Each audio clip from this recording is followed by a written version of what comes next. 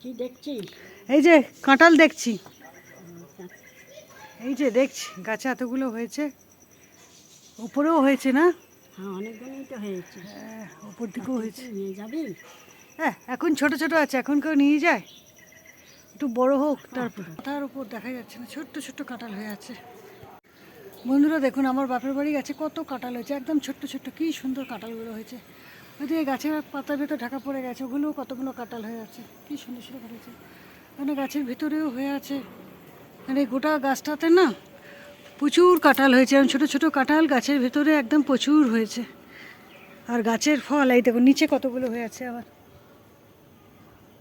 কি সুন্দর কাঁঠাল হয়েছে, গাছ ভর্তি কাঁঠাল হয়েছে। আর এরকম গাছের ফল গাছে ঝুলে থাকলে না ভারী ভালো লাগে দেখতে, কি সুন্দর লাগছে দেখুন। আর এগুলো যতক্ষণ গাছে থাকবে এরকম বেশ সুন্দর লাগবে দেখতে।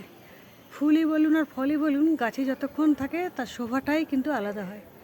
এবার এগুলো আস্তে আস্তে বড় হবে, এখন প্রথমে এঁচুড় হিসাবে খাওয়া হবে, তারপরে আবার কাঁঠাল হিসাবে। আর নিজের বাড়ির গাছের ফল মানে তার স্বাদই কিন্তু একদম আলাদা, তাই না? গাছ থেকে পাড়ার পর খাওয়ার স্বাদই কিন্তু একদম আলাদা। কি সুন্দর লাগছে দেখুন, গাছ ভর্তি একদম থোকা থোকা কাঁঠাল হয়ে আছে। তো এই তো হয়েছে আমাদের বাড়ির গাছের কাঁঠাল। এখন এগুলো থাকবে, বড় হবে, পাকবে। কেমন লাগলো কাঁঠালটা অবশ্যই জানাবেন।